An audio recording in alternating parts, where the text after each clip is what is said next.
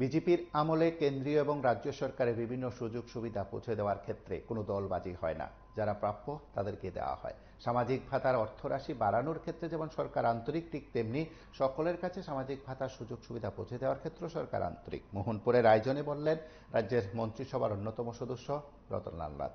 যেখানে সামাজিক ভাতা দেওয়ার সরকারি আয়োজনে তিনি অংশগ্রহণ করেছেন। ইতিমধ্যে 34টি সামাজিক ভাতা সর্বমোট 3,82,094 জনকে সেই সুযোগ সুবিধা সমাজ কল্যাণ ও সমাজ শিক্ষা দপ্তর দিচ্ছে।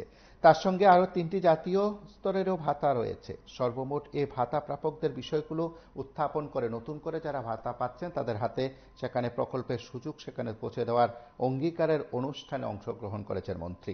একই সঙ্গে অষ্টম পোষণ মা কর্মসূচি, দিব্যাঙ্গজনদের মধ্যে সামাজিক ভাতার যে কাগজপত্র তা তুলে দেওয়ার প্রয়াস, সবকিছু এই অনুষ্ঠানে তুলে ধরেছেন মন্ত্রী সহ অন্যান্যরা। সেই অনুষ্ঠানে কিছুটা মুহূর্ত আমরা দেখলাম, তার পাশাপাশি এই আয়োজনে মন্ত্রী রতনলাল নাথের বক্তব্য শুনব। সশক্তকরণ করতে পারি এবং তাদেরকে যদি আত্মনির্ভর করাতে পারি, তাদেরকে সুস্থ রাখতে পারি, তাদের সমর্থ রাখতে পারি, তাহলে আমি ভারতকে এগিয়ে নিতে পারি। সেই রকম যুবকদের ক্ষেত্রেও একই, এবং কৃষকদের ক্ষেত্রেও একই, এবং গরিবদের ক্ষেত্রে একই। 4টা জিনিসকে সামনে রেখে উনি দেশ চালাচ্ছেন। আপনারা জানেন যে জনৈক পৃথিবীবিখ্যাত মনীষী বলেছেন, তুমি যদি আমাকে একটা শিক্ষিত মা দিতে পারো, আমি তোমাদের একটা শিক্ষিত জাতি দেব। জাতি মানে হিন্দু, মুসলমান, বৌদ্ধ, খ্রিস্টান। জাতি মানে যেমন ইন্ডিয়ান ন্যাশনাল, যা ভারতীয় জাতি। বলছে যদি তুমি আমাকে শিক্ষিত মা দিতে পারো, অশিক্ষিত মা দিলে আমি পারবো না। বলছে শিক্ষিত মা যদি দিতে পারো, আমি তোমাকে শিক্ষিত জাতি দেব। তো আমাদের প্রধানমন্ত্রী সেই জিনিসগুলো মাথায় রেখে উনি কাজ করছেন। এই জন্য উনি স্লোগান তুলেছেন, সুস্থ নারী সশক্ত পরিবার। অর্থাৎ মহিলা যদি সশক্ত হয়, মহিলা যদি সুস্থ থাকে, মহিলা যদি সমর্থক থাকে, তাহলে শিক্ষিত থাকে, তাহলে অটোমেটিক্যালি পরিবারটা উপরে। এটা কিন্তু বাবা পারবে না, এটা বাবা পারবেই না। সবচেয়ে বড় শিক্ষক হল মা, সবচেয়ে বড় শিক্ষক। যত শিক্ষক শিক্ষিকা আছে তার সবচেয়ে বড় শিক্ষক হল মা। মা যদি ঠিকভাবে পরিবার চালাতে না পারে, তাহলে কিন্তু বাবার পক্ষে সম্ভব না। সুতরাং এই জন্য প্রধানমন্ত্রী এই বিষয়টাকে সবচেয়ে গুরুত্ব দিচ্ছেন। প্রত্যেক ক্ষেত্রে দেখবেন, ইভেন পর্চা করতে গেল, অ্যালটমেন্ট জমি দিতে গেল, এখন কিন্তু মহিলার নাম প্রথম, তারপরে পুরুষের নাম। সবকিছুতে মহিলা অ্যালটমেন্ট, একটা জায়গা পাবেন, ঘর দিচ্ছে মহিলাদের নাম। কারণ ওরা পরিবারের মূল কারিগর, মূল শিকড়টা কিন্তু মা। বাবা যত চেষ্টা করুক, মা যদি সঠিকভাবে পরিবার চালাতে না পারে, তাহলে কিন্তু সে পরিবার সশক্ত হবে না। সেজন্য দেখেন, এবং গুরুত্বটা কি দিয়েছেন, একটা প্রকল্প চালু করেছেন, মাতৃবন্ধন।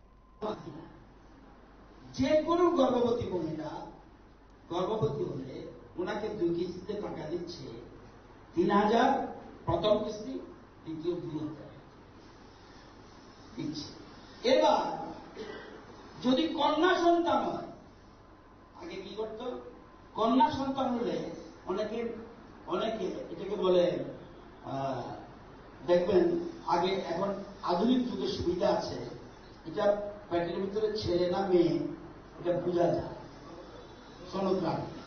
এই জন্য উনি বলছে, যদি দ্বিতীয় সন্তান কন্যা হয়, তাহলে একসাথে 6,000 টাকা মাতৃবন্ধনা দিতে হয়। আমাদের দেশে এটা চালু করেছে।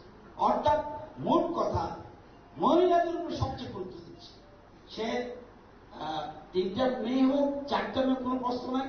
অর্থাৎ মেয়ের ক্ষেত্রে উনি সবচেয়ে বেশি গুরুত্ব দিচ্ছে। অর্থাৎ মহিলাকে, মেয়েদেরকে সশক্তকরণের জন্য উনি চেষ্টা চালাচ্ছেন।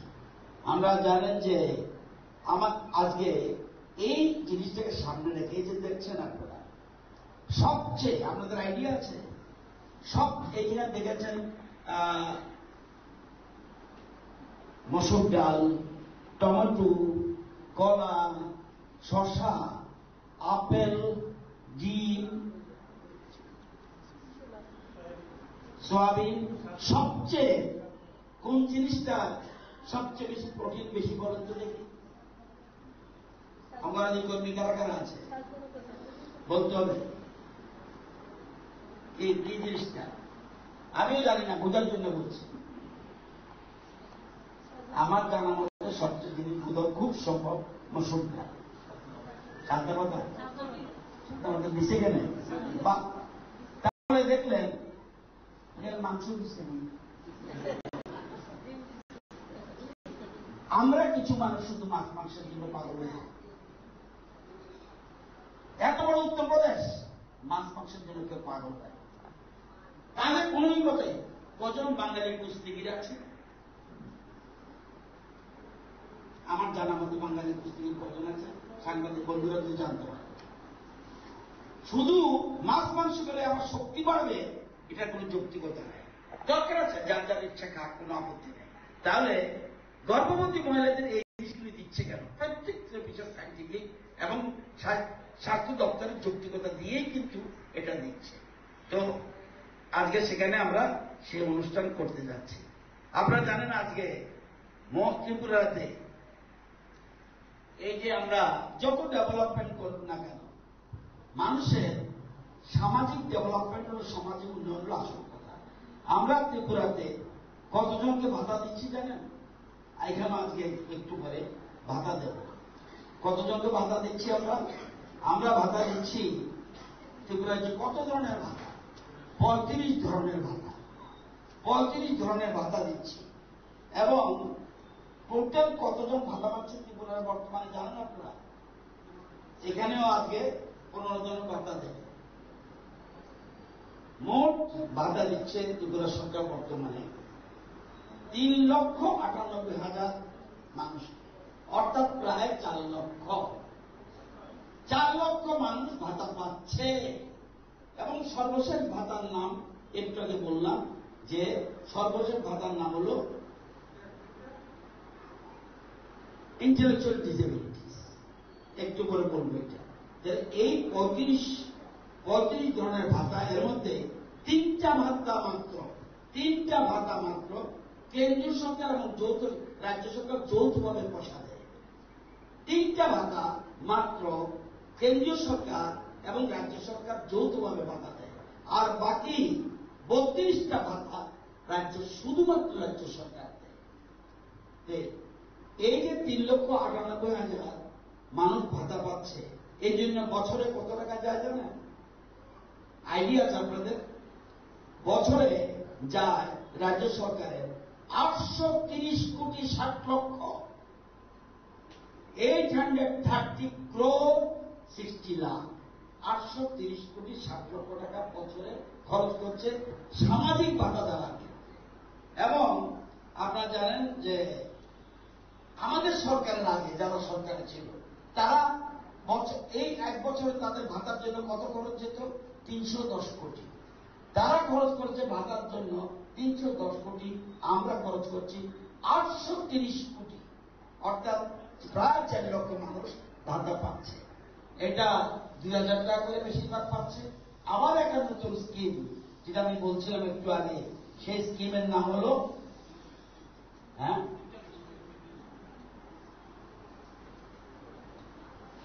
দেখবেন কি, আমরা কিন্তু বিকলাঙ্গ বলি না। প্রধানমন্ত্রী 2014 সালে এদের নাম দিয়েছে তাদেরকে সম্মান জানানোর জন্য।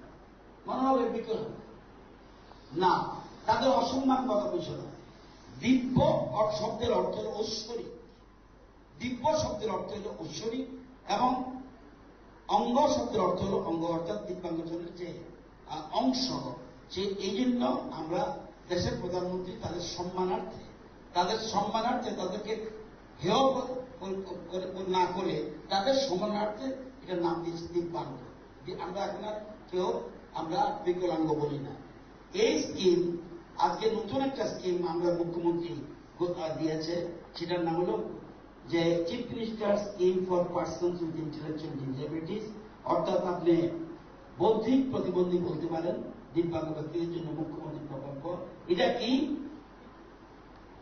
এটা মূল উদ্দেশ্য হল যেসব, এটার ক্ষেত্রে বয়স লাগে না, 2 বছর বাচ্চা হতে পারে, 5 বছর হতে পারে, বুড়ো হতে পারে, যেসব দিব্যাঙ্গজন যাদের বয়স, যাদের 60%, যারা দিব্যাঙ্গ যে কোনো বয়সে 60% তার বেশি, তার যদি মেন্টাল ইলনেস, মানসিক অসুস্থতা থাকে এবং সেরিব্রাল প্যালসি থাকে, মাল্টিপল ডিসেবিলিটিস থাকে, তখন তাকে এই ভাতা দেওয়া 60%।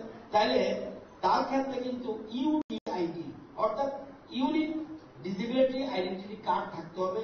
এটা আমাদের যে যারা দেয় সার্টিফিকেট তাদের 60% তার বেশি, এটা intellectual disabilities, mental illness, cerebral palsy, multiple disabilities, কথা স্পষ্ট করে বলতে পারে না, এই যে এই ধরনের লোকদের এই ভাতার ব্যবস্থা করা হয়েছে। এটাই ভাতা কিন্তু আরো বেশি টাকা, কত 5,000 টাকা করে এই ভাতা আমরা করে দিয়েছি। এবং এটা এই মাসে সেপ্টেম্বর মাসে শুরু হয়েছে, মুখ্যমন্ত্রী সেপ্টেম্বর মাসে এটা উদ্বোধন করেছেন। এই অক্টোবর মাসে তারা কিন্তু শুরু করে এবং 891 জন এই সামনের মাসে ত্রিপুরাতে প্রথম শুরু হলো 891 জন। আজকে মোহনপুর ব্লকে 15 জনকে এই ভাতার জন্য আজকে ভাতা দেওয়া হবে এবং আরো 21 জনের নাম সিডিও সাহেব আগরতলা পাঠিয়েছেন অনুমোদনের জন্য, তারাও এটা পাবে। এরকম যে কোনো লোক থাকুক, সে অল্প বয়সের হোক, সার্টিফিকেটটা কিন্তু নিয়ম অনুযায়ী আপনারা আবেদন করবেন সিডিপি অফিসে। এবং আপনারা জানেন যে এটা সাধারণত ত্রিপুরায় স্থায়ী বসবাসী হতে হবে, এটা যা নিয়ম রাখা আছে, এবং রেশন কার্ডে নাম থাকতে হবে, তার আধার কার্ড থাকতে হবে, ব্যাংক অ্যাকাউন্টের সময় লিঙ্ক করতে হবে এই জন্য। এবং এটা আরেকটা জিনিস আছে, যেহেতু সে mentally problem, legal guardian appointed by the local level committee and chaired by the district assistant collector under the National Trust Act 99, এর সাথে জয়েন্ট অ্যাকাউন্টে থাকবে, যাতে তার কোনো টাকা পাওয়ার ক্ষেত্রে কোনো রকম প্রবলেম না হয়, সেই জন্য সরকার এটা ঘোষণা করেছে। আমরা মোহনপুর এছাড়াও আমরা জানেন মোহনপুরে যারা ভাতা পাচ্ছে, তাদের সংখ্যা হল 14,754 জন ভাতা পাচ্ছে টোটাল সব মিলিয়ে। এবং প্রতি বছর এই জন্য মোহনপুর ব্লকে যারা পাচ্ছেন 31,66,40,000 টাকা কিন্তু যাচ্ছে এই ভাতার জন্য শুধু গ্রহণ করে, আর সারা রাজ্যে যাচ্ছে 830 কোটি। তো কেন এটা? আপনারা জানেন বাড়িঘর লাগবে, ঘর লাগবে, জল লাগবে, রাস্তা লাগবে। এবং আপনারা জানেন যে আমাদের রাজ্যে ন্যাশনাল হাইওয়ে ছিল 193 কিলোমিটার, আর বর্তমানে এখন 923 কিলোমিটার। আগে ছিল আমাদের এই সরকার আসার আগে জাতীয় সড়ক ছিল 199 কিলোমিটার, এখন 923 কিলোমিটার। 724 কিলোমিটার রাস্তা কিন্তু এই 7 বছরে হয়েছে।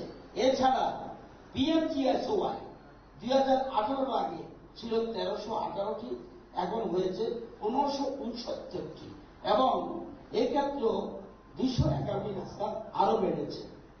এবং পিডব্লিউডি যে রোড আমাদের 18 আগে ছিল 10,378 কিলোমিটার, এখন এটা বেড়ে হয়েছে 11,618 কিলোমিটার। রাস্তা লাগবে, জল লাগবে, আয় বাড়াতে হবে, সবকিছু হবে। তারপরেও সামাজিক ভাতা যে খুব গুরুত্বপূর্ণ, এবং এই জন্য একটা দপ্তর খুলেছে গভর্নমেন্ট। সুতরাং সামাজিক ভাতা আমরা সমাজকে বাদ দিয়ে কেউ চলতে পারি না। যত কিছু করি না, মানুষকে যদি ইনভলভ না করা যায়, মানুষের সুখ দুঃখ যদি পাশে আনা না যায়, যে দিব্যাঙ্গ তার মা একটু আগে এখানে এসেছে, দেখুন তো দেখি সে কত কষ্ট করে ওখানে সে সবসময় হাসে, সবসময় হাসে।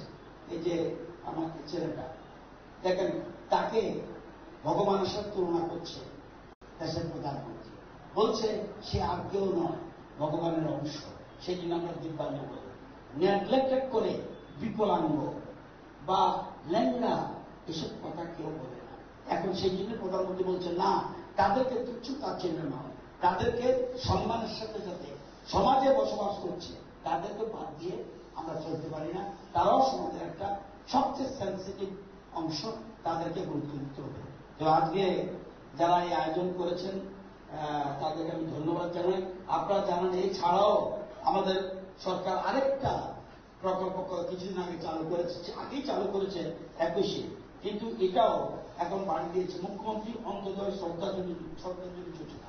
এটা কি, যদি কোনো অন্তর্দয় পরিবারে কেউ মারা যায়, সে গরিব, অত্যন্ত গরিব না শুধু, অত্যন্ত গরিব, তার জন্য কি করেছে, তার শ্মশান কার্য কে করবে, তার শবদাহ কে করবে, শেষকৃত্যের জন্য শ্রাদ্ধ এগুলি কে করবে, সেই জন্য মুখ্যমন্ত্রী অন্তর্দয় শ্রদ্ধাঞ্জলি যোজনা আমরা 2021 সালে 2,000 টাকা করে শুরু করেছি।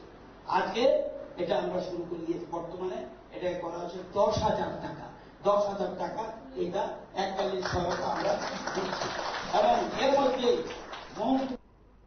আপনারা শুনলেন সেখানে রাজ্য এবং কেন্দ্রীয় সরকারের বিভিন্ন প্রকল্প উদ্যোগের কথা বললেন মন্ত্রী। তার পাশাপাশি জনসাধারণের কাছে যে বার্তা পৌঁছে দেওয়া হচ্ছে সরকারের তরফে, তার বাস্তবায়নের দিকেও তিনি গুরুত্ব দিয়েছেন। সকলের কাছে সরকারের জনকল্যাণকর প্রকল্পগুলো সুযোগ সুবিধা পৌঁছে দেওয়ার ক্ষেত্রে এবং অর্থরাশির পরিমাণ বাড়ানোর ক্ষেত্রে সরকারের উদ্যোগ ও আন্তরিকতার কথা বলেছেন মন্ত্রী।